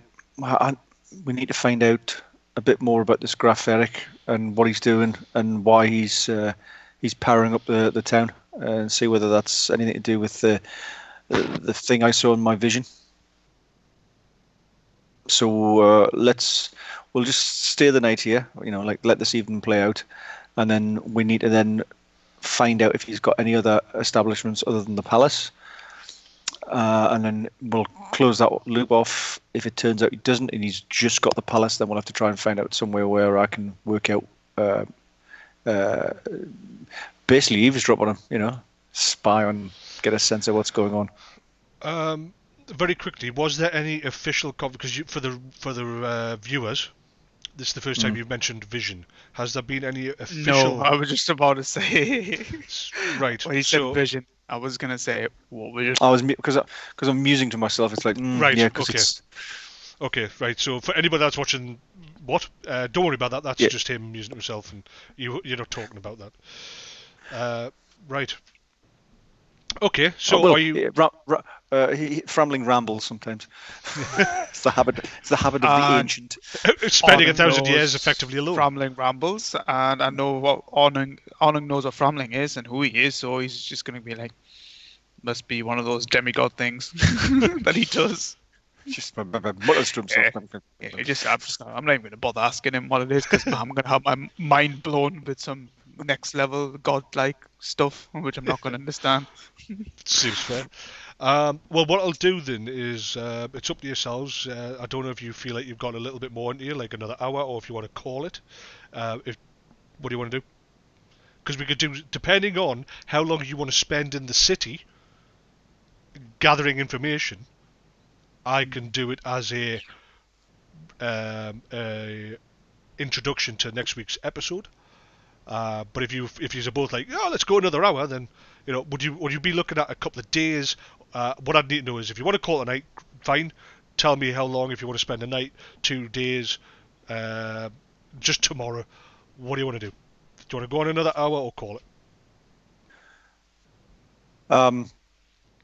We're coming up to 2 hours. Yeah. Yeah, I'll probably have to call it just because the murmurings that are going around. I just sent you a message. What's been going on? I'm already doing this. Like, stay back. Right. So very quickly then, how long are you wanting to have some downtime in the city, gathering this information? Bear this in mind that you could still after a week come back with bugger all. But I want to know how long you want to take doing this. Oh, well, I reckon only a couple of days, 2 or 3 days tops. If we can't find out, so obviously we know that just 2 or 3 days. It's to see if there's anything going on, just to get more sense of who's Graf Erlich. He's locking down the city through money. That's his way of almost creating martial law by just making it harder for people to get in and out. So it's a great control. He's building up his forces. Is he doing that just because he wants to keep his power base? Is he completely dethroned the Duke? What else is going on? What's he using all this money for? Why is he making his forces? Is this just a human political grab that I'm not really cared about because that doesn't bother me because humans do what humans do, or is he messing around with other things? And that's what I'm going to try and get a sense of over the next 2 or 3 days. And if needs be, I'll have to go all white-eyed and sit in semicircles and chant somewhere in the Great Park, obviously. Not drawing any attention to me, and try and get in there. That's what I don't know who this person is, and I don't know what their intentions are, and I just want to make sure that it's all just benign and based on just humans being humans, and it's not consorting with things that he shouldn't be. Yeah, I mean, that's the thing is over the last 1,100 years, you've seen countless not civil wars, there's not really civil. You've seen countless border wars, skirmishes, people basically kill each other, and as Yeah. you say, you don't give a you're not. That's You know what your path, your goal is, and as you say, if it's just like he's taken over from the, he's going to have a blood feud here, he's going to destroy the family and take command. Fine, but as long as he's not worshipping demons that's right. and Yes. the void, then whatever, get crack on. Yeah. I mean, obviously, this is clearly it was a warning sign from your point of view. The flickage of time. The Empire came to its knees. At which point does Framling, does Ulmric step in and go right Yeah. and start? I need to come out of the shadows. Oh well. But this Count Manfred, Graf Manfred, brought the Empire back, and it's now, from what you could see, from what Arnon's told you, it's been 25 years of stability and growth. Yeah, and that doesn't bother me. I mean, maybe I don't want to go back to the emperor who was basically who was selling off favors left, right, and center and destabilizing anything. That's not something I'm looking for as a great idea. But really, that's down to mankind to sort that out. That's part of their internal politics, and not for me to get involved in. I just want to make sure that it's not something, as you say, from the void going, or drinking souls. Yep. Okay. So I've got down here fundamentally info on Graf Erlich. Where does he stay? Can you get access to him? Any other background? And what is the impact on the city of what he's doing? Yeah, basically. What is Arnon going to do? Is he just working alongside Framling for the same info, being the person that Framling can get in touch with? You basically introduce him to people to get this, or are you doing your own investigations are coming together? Because you're looking at a couple of days. What is Arnon want to do? I don't think Arnon has any reason to be away from Framling, because the whole purpose of this is to accompany Framling on his goals and on his the current. I mean, we've got the same level of information now anyway. I don't think it'd make any sense to split. Okay, is there any other lines of inquiry though because you wouldn't? I'm assuming you're not just going to sit there just all nice and sheepish while he talks to people and then just sort of go, well, I've kept you alive. You've got your own thoughts and processes. Is there anything that any lines of inquiry you'd want to start? No, I don't think at the moment, no, unless something else comes up. But until now, I think I would just stick with Framling and find a bit more about Ulrich and Gunthar, see what they're up to, and obviously ultimately work our way up to Manfred. So what is the story with Gunthar? Because that's the other thing, is I don't want you just to sit there thinking that you have to just allow Framling to try and direct this out by himself. If you think, actually, I think it would be a good idea to look into the import-export prices of weapons, because that might be something that could highlight that he's building an army. Has he got any enemies? If you've got an idea that could support, I know that he's going in the same direction, but if he doesn't think of something, it's your job to also have your own thoughts on it. I mean, no, interest's already a little piqued, because you mentioned how they're taxing people as they come into the city and stuff like that. I mean, that wasn't something that was normal. That's a new addition, right? So I don't know who's benefiting from that. Is it something that Manfred's put into place, or is it if it's somebody else? So you want to know if Ulrich? Well, why? From your point of view, the taxes haven't gone up beyond local provincial taxes over the years. If the Crown raises the taxes, then obviously the provinces raise the taxes, but there's a consensus of where that's going. The Crown is building up. So yes, the Crown has taxed the hell out the provinces for it, and the people did felt it to a certain degree, but there was a lot more land to farm and fewer people. It kind of equaled out. So in this case, from your time over the last, as a businessman working in the Empire, this is nothing that seems to reflect tax increases from the Crown. You wouldn't see straight away. You wouldn't see Manfred, the Emperor, increasing the taxes and the provinces suffering as a result. You could clearly see already, because it would have impacted on your business. You haven't seen your taxes have gone up as the years go by, as they do, and you can see it goes to the Graf of Nordland. Yeah. So yeah, this is you wouldn't. The increase in the coinage is definitely a Middenheim locality issue. So I can tell you that straight away. Right, based in the city itself, of course, you've got other contacts. We'll go without a shadow of a doubt that you don't necessarily leave any stone unturned. And so, no doubt over the next couple of days, you're going to reach out to one of the contacts that you've got in the city. He's a fairly young man. He's only been here a few months. You sent him down from Northern, Renier. He is... What was his name, sorry? Renier. Renier. Yeah, the young lad that he's been very quick to learn the other trades that you specialise in. He is not of your official business. He's been in Middenheim, just keeping an eye out. But he's been looking at it from the rooftops type of thing. No doubt it'll be worth having, if you're going to spend that much time, it's worth doubt having a semi-local and a guy of a certain skill set. So no doubt you'll reach out to him so that he'll be with you when the game starts. Yeah. Good stuff. I'll send Fran, because it's over the next couple of days. It'll be one of the first things you do in the morning, no doubt, to sort of say, right, you come here in case I need you. So a lot of the stuff I'll tell you will be at the beginning of the next episode. But if there's anything such as the part about Renier, I'll send that in writing so that you've got that, and that's kind of what happens in the background. Where we've introduced other people to the game as we go. So that's it.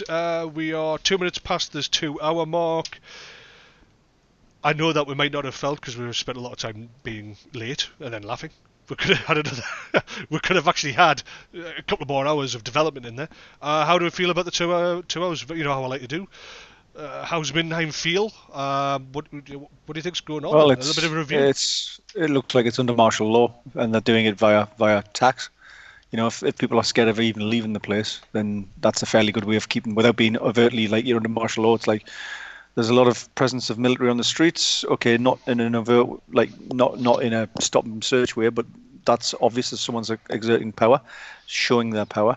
The taxing is causing consternation amongst the poor and the less well off. I'm sure the £2 crowns, a crown a leg doesn't really bother the likes of Arnhem who've got cash, but the average person in the streets probably is. So there's that going on, and then it's a case of, well, where is the power shifting to, and how are they getting that power shift to happen? That's the thing I'm looking at. And of course, clearly, those that are getting past this tax have been issued the coat of arms of Midland. Yeah. They don't pay. So it's, you saw some of the farmers were coming through with the Midland sign there, and they weren't paying anything. Those without it were like coin, and strangers, visitors, coin. The average Joe isn't walking around with a Midland badge. Some of these farmers and traders are coming in and out for free, whereas others aren't. So who's driving that? And if it's as I've said, if it just turns out to be it's just a power grab from one family to the next, then that's all it is. Great. But if it involves gibbering things in the darkness, in the Stygian gloom, then I want to know about it. Yeah, and this is a hot pot of civilization as well, isn't it? Of course, quite a large amount of the population in such a powerful environment. If the great enemy has a foothold here, it is deeply worrying, because Middenheim, the city of the White Wolf, has access, or is one of the most powerful, strongest provinces, full of berserk crazed Ulrican warriors. Perfect. Let's grow up then. A mess. Right. What about yourself, Talbot? How are you? Yeah, I mean, I'm fine. And what you asking Talbot in general? Talbot's great. Thank you very much. How's Talbot seeing Arnung's part in this, the city? Well, I'm going to be Arnung is interested in seeing how the other side of his business is working, who the other big players are. I probably want to get to know a bit more and how that's what the power play is like in the underworld. If there's something that Arnung can capitalize on, then he'd probably look to do that also. He's always wanted to expand further afield, and if there's an opportunity to do that, you'd probably look to do that also. Of course, you know that's far more dangerous because you were officially recognised here in a trading capacity by the unofficial official leader of the underworld here. To step on that set of his toes is going to be. I'm not going to make it that obvious. I know. Walk in next morning, sort of thing. Hey, I've just taken over a couple of your places. I mean, I could do what I did one of the games, playing Talbot. Yeah, you'd already had a decent sized power base. You had half of the city in that particular thing, and not here. You're one of the 5 families, one of the 9 families for the Empire, right? That's the way the power works here. You run Nordland, he runs Middenland. Yeah. You're stepping on another man's. What did the original Joker say in the original Batman? Don't never play with another man's rhubarb. Just generally in life. Yeah. Right. Well. Yeah. Thanks very much for participating again. Hope you enjoyed it. That's to obviously Nevin and Talbot. To the viewers, keep up those views. Please look back to our old stock. We're going into a different level of maturity, a different level with Book 2 than Book 1. And hopefully you could see that. We're in a time that is not as brutal, but the stuff they're getting up to is more brutal, as they're now in the shadows, and it's a different hero, a different skill set. It's less in your face. They'll smile at you while stabbing you and gutting you, whereas back in the early days, it was just like, I'm going to gut you. Oh, right. They chase you up the street with an axe. What is it? It's gutting Wednesday. Ooh. Here it's all smiles. Yeah, the guilty party back in those days was the dead one. That's right. How do you know? Well, because I'm saying I'm innocent. I did nothing. He deserved it. Oh well, must be. Whereas now, prisons and magistrates. That's when the real crooks and the real brutality comes out. Yeah. So next week, we really do need, we're all as guilty as not, say this every week, we really do need to sort of try and start when we mean to, but also do what we came, that we say we're going to do. Let's get it done, get on there, 9 o'clock, hopefully we'll target the start, hopefully everyone will be awake, and not smashing their cameras and headphones, and, you see how I'm blaming everything on somebody in the room. Yeah, we're not going to say what it was.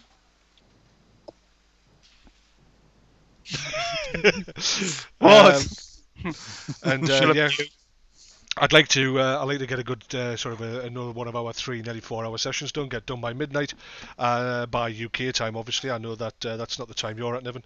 And What? We will see the return of Holt. Who? Who? Oh, yeah. He's only been away 2 weeks. I've moved He's on. Dead to me. He's dead to me. And I won't even give him a mic. We'll sort of just look at him and he'll be like... And the role of Holt will be paid by a small girl. What? Is it not Holt? It is now. Next week, a pencil. Right, well, one of the thanks cats. The role of Holt will be played by Cortex Cat.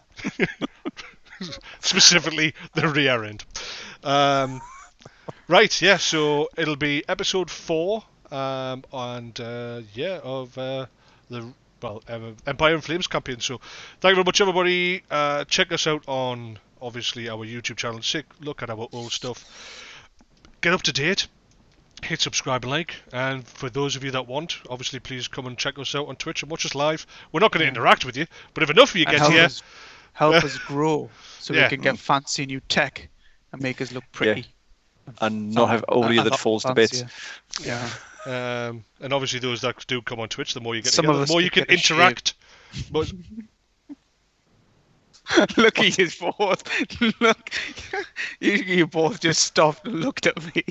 Do you know people pay for these white fangs in the beard? We can't afford food. We can't afford razors. It's desperate times. We're about to be evicted out of our studio. We were doing all right. We were doing all right when the preacher used to be on there every week, and giving out. Yeah. What happened to him? Yeah. What happened to the Zen guy?